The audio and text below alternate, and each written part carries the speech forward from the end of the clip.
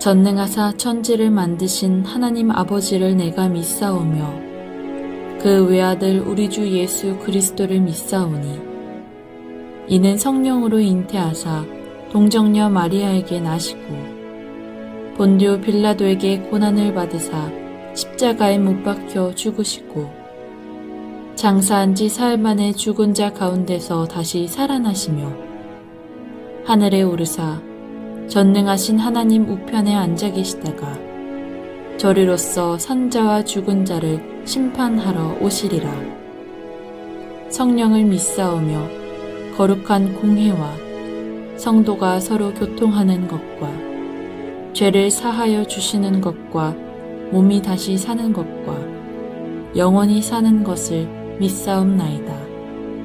아멘.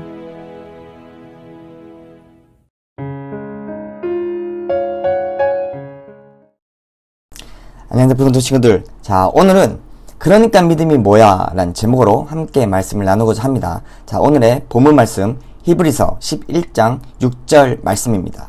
다 같이 한번 읽어보도록 할게요. 자, 준비 시작. 믿음이 없이는 하나님을 기쁘시게 하지 못하나니 하나님께 나아가는 자는 반드시 그가 계신 것과 또한 그가 자기를 찾는 자들에게 상 주시는 이심을 믿어야 할지니라. 아멘. 바로 오늘은 믿음에 대해서 함께 알아보도록 하겠습니다. 여러분들은 믿음이란 말을 들으면 어떤 느낌과 어떤 생각이 드시나요? 믿음이란 단어와 신의란 단어가 바로 유의어 뜻이 비슷하단 말이죠. 이 신의 한자의 뜻을 보면 믿을 신자 그리고 옳다, 의롭다, 바르다, 의자입니다. 뜻을 직역하자면 옳게 믿는다, 의롭게 믿는다, 바르게 믿는다라는 이런 의미겠죠.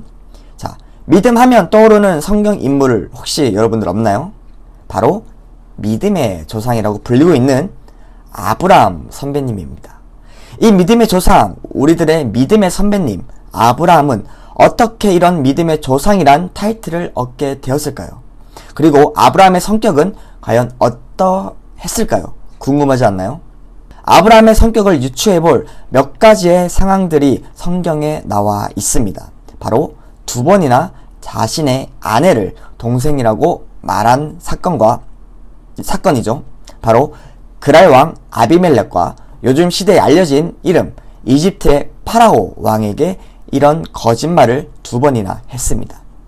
이때 이집트는 어떤 나라이죠? 문명의 중심이었고 최강 국가 중에 하나였습니다. 아브라함이 하나님의 명령으로 가나안으로 도착했는데 먹을 것이 없어서 이집트로 아브라함과 그의 아내 사라가 떠납니다. 하지만 사라는 그 당시에 누가 봐도 아름다운 미녀였죠. 이집트의 파라오가 사라를 보더니 너무 아름다워서 아브라함에게 이 아름다운 여인은 누구냐라고 물어봤습니다. 하지만 그렇지만 아브라함의 대답은 저의 여동생입니다 라고 거짓말을 했어요. 왜 그랬을까요? 아브라함은 자신의 아내 사라가 너무 이뻐서 자신이 남편이라고 하면 자신을 죽이고 자신의 아내를 데려갈까봐 무섭고 두려워서 자신의 아내를 동생이라고 말을 합니다. 이 말씀을 보면 아브라함의 성격은 겁이 많고 잔머리가 능통하다는 것을 알 수가 있습니다. 또한 아브라함의 조카 룻이 전쟁에 휘말려 포로가 되었을 때 아브라함이 그 즉시 룻과 그 가족을 쫓아서 구출한 것으로 보았을 때 상당히 결단력이 있고 그 전쟁에서 이길 만큼 그만큼의 능력과 전쟁을 잘하고 싸움을 아주 잘하는 사람이라고 알 수 있습니다. 이러한 아브라함은 어떤 믿음이 있었나요? 바로 하나님에 대한 믿음이 정말 신실하였고 믿음이 잠시 흔들릴지언정 하나님을 신뢰하고 의지하는 그 믿음 자체는 변하지 않았습니다. 이러한 고난과 역경을 지나서 아브라함의 믿음의 최고의 행동, 사건이 나타납니다. 바로 자신의 여태 신뢰하고 자신의 구주 여호와 하나님께서 명령하십니다. 너의 아들 이삭을 번제물로 바쳐라. 대박 사건이죠. 아브라함은 어떻게 행동했나요? 솔직히 좀 젊었을 때 아브라함이었으면 바로 나의 주여, 그 명령은 제가 지키지 못할 것 같습니다. 이삭이 누굽니까? 유일한 저의 아들이고 유일한 저의 상속받을 하나밖에 없는 아들입니다. 그 귀한 아들을 어떻게 제가 바칠 수 있을까요? 그리고 번제물로 바치면 이삭도 죽거니와 저는 저의 아내 사라한테 맞아 죽습니다. 이렇게 슬그머니 발을 빼겠죠. 하지만 이미 아브라함은 그러한 신뢰의 단계를 이미 넘어섰습니다. 이 당시에는요. 바로 즉시 아브라함은 행동을 합니다. 모든 성경의 인물들은 하나님의 말씀이 임하면 그 즉시 행동을 하였습니다. 아무리 지금의 자신의 상황이 안 될지라도, 무언가가 안 맞을지라도, 내 자존심을 숙여서까지 하기 싫은 명령일지라도, 남들이 이상하게 쳐다볼 행동이라도 주변 사람들, 시선들, 그리고 상황들 신경 쓰지 않고 바로 그 즉시 행동을 했습니다. 그 즉시 행동한 결과 하나님께서 일하셔서 하나님이 역사하시고 지금도 살아 계시고 놀라운 하나님의 역사를 경험하게 되는 겁니다. 아브라함은 준비를 해서가 아니라 그 다음날 새벽에 아내 사라한테는 이삭과 함께 하나님께 제사를 드린다고 하고 나갑니다. 그리고 모리아산 올라가는 입구에서 같이 따라온 사람들을 여기 있으라고 하고 이삭과 단 둘이 올라갑니다. 왜 단 둘이 올라갔을까요? 만약에 같이 올라갔는데 아브라함이 이삭이 번제물이다, 이삭을 하나님께 바쳐야겠다 이렇게 말하면 그 시종들이 가만히 있을까요? 아브라함은 젊었을 때는 전쟁을 잘했고 싸움도 잘했지만 지금은 100세가 넘은 노인입니다. 젊은 시종들의 힘에 밀려서 하나님의 말씀을 불순종할 모든 것들, 모든 주변의 상황들을 미리 차단시키는 겁니다.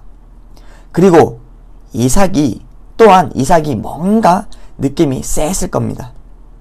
아버지, 제사를 드리러 가는데 왜 제사를 번제물로 드릴 양이 어딨나요? 그리고 같이 따라온 시종들이 왜 남아있나요? 이렇게 말을 합니다. 하지만 아브라함은 아무 말도 아무 대답도 하지 않죠. 더 분위기가 이상해지죠, 당연히. 아브라함은 번제단에 도착한 후 이삭을 눕혀 제단 위에 올립니다. 그리고 망설임 없이 칼로 내리칩니다. 진짜 다른 사람이 보면 미친 사람이고 노망난 사람일 것이에요. 그때 그 집안에 있던 사라는 어떤 심정이었을까요? 아브라함이 하나님께 제사를 지낼 양을 안 데리고 갔다는 소식을 듣는 사라는 어떤 감정이었을까요? 그리고 그렇게 이쁘고 정말 자신의 모든 것이 된 아들 이삭을 번제물로 드리라는 말이 얼마나 아브라함에게 고통스러웠을까요? 하지만 아브라함은 지금까지 자신에게 일어난 일들, 자신들의 여호와 하나님을 경험하고 체험하였기 때문에 망설임 없이 하나님의 말씀에 그리고 하나님의 명령에 순종을 합니다. 그런뒤 그 아브라함의 믿음을 본 하나님께서 그 즉시 멈추라 하고 아브라함에게 이렇게 말하십니다. 창세기 22장 16절에서 17절 말씀입니다. 다 같이 읽어보도록 할게요. 준비 시작.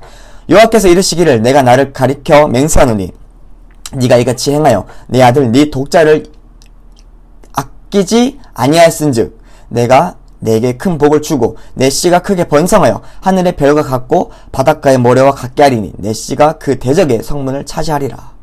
이렇게 아브라함은 순종으로 말미암아 믿음의 조상이 되었습니다. 이 믿음은 보이지 않는 것이에요.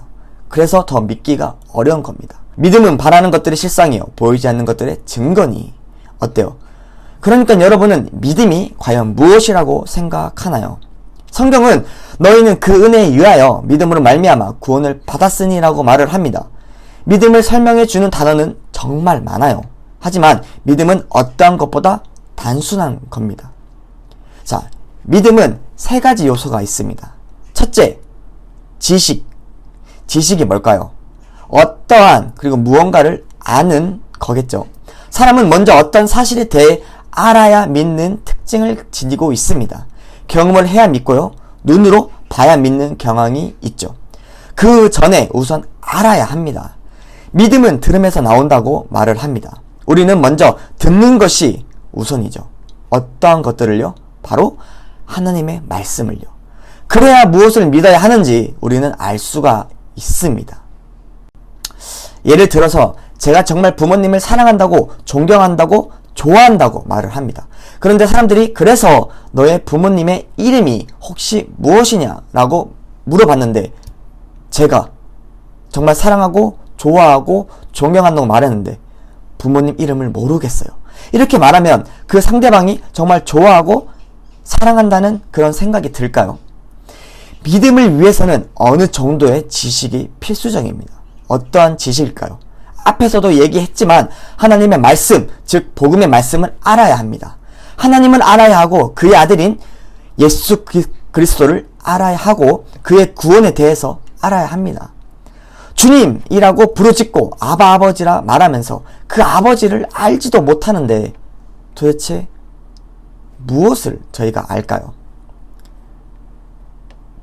복음을 알아야 합니다. 기쁜 소식이 무엇이고 값없이 주시는 용서가 무엇이고 회개에 대해서 하나님의 자녀가 되는 것이 어떤 의미인지 그리고 가장 중요한 예수 그리스도에 대해서 알아야 합니다. 제가 몇 주간 계속 이야기하고 있는 내용입니다. 예수 그리스도께서 인간으로 우리와 연합하시고 신으로서는 하나님과 연합하셔서 하나님과 인간 사이에 중보자가 되셨고 그 끊어진 관계를 십자가의 죽으심으로 연결하셨습니다. 그렇기 때문에 우리는 그리스도에 대해서 더 많이 알도록 노력해야 하는 것이 필수적입니다. 바울은 회심한 지 20년이 지난 후에도 자신이 더더욱 그리스도를 알기 원한다고 말을 했습니다. 예수 그리스도를 알게 되면 우리의 믿음은 더욱 자라나게 되는 것이 당연한 이치입니다. 두 번째, 바로 동의입니다. 이제 그 지식이 진실하다고 진정으로 믿는다고 동의하는 단계로 나아가야 합니다. 이제 지식으로는 아니까 그 지식이 진실하다고, 진짜라고 믿고 나아가야 하죠. 하나님은 태초부터 천지를 창조하시고 우리를 지으셨으며 그 아들을 보내사 우리를 위해서 대신 대속하셨고 그 예수 그리스도께서 우리의 구원자요, 구주요, 제사장이요, 우리의 왕임을 머리로 이해하는 것이 아니라 머리로 이해하는 단계를 넘어서 마음으로 받아들여야 합니다. 세 번째는 바로 신뢰입니다. 바로 여러분 자신을 하나님께 맡겨야 하죠. 그 말뜻은 여러분을 그 복음 안으로 들어가라는 겁니다. 그 하나님의 은혜 안으로 우리가 거해야 하는 거죠. 친구들, 지금 강대상에서 저 출입구를 나가는 것까지 눈 감고 나갈 수 있을까요? 눈을 뜨면 당연히 잘 나가겠죠. 하지만 눈을 꼭 감는다면 한 치 앞도 보이지 않는 지금 이 순간에 어떻게 될까요? 막 더듬거리면서 주저앉아서 손을 막 더듬거리면서 나가겠죠. 불안하고요. 도노사님은 이 신뢰란 단어가 도노사님은 다른 말로 표현하고 싶습니다. 바로 기댄 그리고 기댄다 라는 말로 표현하고 싶어요. 지금 저는 이 책상이나 그곳에 기대고 있어요. 저의 모든 체중을 여기에 기대고 있습니다. 바로 신뢰는 여기에 있습니다. 여러분, 모든 것을 예수 그리스도께 기대해 보세요. 어떠한 것으로도 절대로 무너지지 않습니다. 어떠한 폭풍과 바람이 몰려올지라도 전혀 끄떡없는 예수 그리스도께 기대세요. 자기 자신을 우리를 위해서 죽으신 그분께 맡기라는 겁니다. 다른 이상한 사람들에게 맡기라는 게 아니에요. 저한테 맡기지 마세요. 오직 예수 그리스도께 맡기는 겁니다. 충분한 자격을 갖춘 분이 바로 예수 그리스도잖아요. 이보다 더한 자격을 갖춘 사람이 또 있을까요? 하지만 맹목적인 믿음은 위험합니다. 하나님을 바로 알고 예수 그리스도를 아는 지식에서 믿음은 시작되는 것입니다. 하나님을 알지도 못하는데 맹목적으로 믿으면 자신이 이상향대로 하나님을 재단하고 자신만의 하나님을 만들기 시작하는 겁니다. 그게 바로 우상을 섬기는 일입니다. 그러니 조심해야 합니다. 그리고 믿으면, 하나님을 전적으로 믿으면 의심하지 마세요. 의심하는 자는 바람에 밀려 요동치는 바다 물결 같으니 라고 성경은 이렇게 말하고 있습니다. 이런 자는 하나님께 얻기를 생각하지 말라고 하셨습니다. 기적은 계산하는 자가 얻는 것이 아니라 믿는 자들에게 일어나는 것입니다. 사탄 마귀들은 진짜 온갖 수단 방법을 다 가지고 여러분들을 시험하고 유혹하고 절망시키고 고립시키며 외롭게 만들고 왜 믿어야 하지? 왜 하나님을 믿어야 할까? 왜 교회를 가야 되지? 왜 예배를 드려야지? 이러한 질문들에 대해서 답을 알 수 없는 답답함에 그리고 답답해서 목마름이 있을 수가 있습니다. 그리고 그렇게 사탄 마귀들은 만듭니다. 예수님께서는 이렇게 말씀하셨습니다. 요한복음 4장 17절 말씀입니다. 내가 주는 물을 마시는 자는 영원히 목마르지 아니하리니 내가 주는 물은 그 속에서 영생하도록 솟아나는 샘물이 되니라. 아멘. 당연한 질문일 거예요. 한 번쯤은 찾아오는 더 큰 믿음으로 가기 위한 단계라고 생각하시면 됩니다. 바로 하나님을 더 알기 위해서예요. 예수 그리스도를 더 알기 위해서 믿어야 하고 말씀을 들어야 하고 예배를 드리는 겁니다. 믿음이 더 자라나기 위해서죠. 자, 믿음은 단순합니다. 하나님의 말씀, 그리스도에 대해서 믿는 것입니다. 그러므로 말씀을 통해서 믿음이 자라고 기도하면 은혜가 찾아와 믿음을 자라게 합니다. 또한 말씀과 성령을 통해서 믿음이 자라고 또 우리에게 찾아오는 여러 가지 시험과 고난과 환난을 기도하고 믿음으로 이김으로 믿음이 자라나는 것입니다. 하나님만 의지하고 믿고 의심하지 말고 쪽팔리게 도마처럼 다른 제자들이 예수님을 봤다고 했지만 뻥치지 마. 예수님 죽으셨어. 십자가에 달려 죽으셨다고 어디서 뻥을 치고 있어. 만약에 니네들이 만났다고 하는 그 예수님, 내가 손에 못자국하고 옆구리에 창자국을 내가 보면, 그 찔린 자국을 내가 보면 믿을게. 이렇게 말한 도마. 예수님께서는 직접 도마에게 찾아오셔서 그 못자국 난 손과 창에 찔린 배에 창에 찔린 자국을 보여주시면서 이렇게 말씀하십니다. 믿음 없는 자가 되지 말고 믿는 자가 되라. 믿음이 있는 자가 되라. 보지 않고 믿는 자가 돼야 합니다. 그래서 하나님을 기쁘게 해드리고 나의 삶 속에서 하나님만을 신뢰하고 의지하는 그런 푸른부터 친구들이 되길 간절히 기도합니다.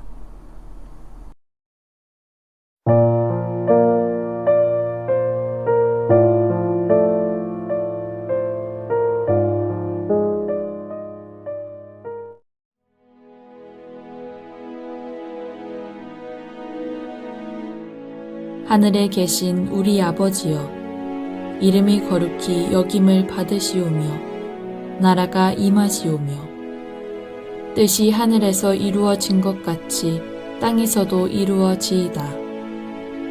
오늘 우리에게 일용할 양식을 주시옵고 우리가 우리에게 죄 지은 자를 사하여 준 것 같이 우리 죄를 사하여 주시옵고 우리를 시험에 들게 하지 마시옵고 다만 악에서 구하시옵소서. 나라와 권세와 영광이 아버지께 영원히 있사옵나이다. 아멘.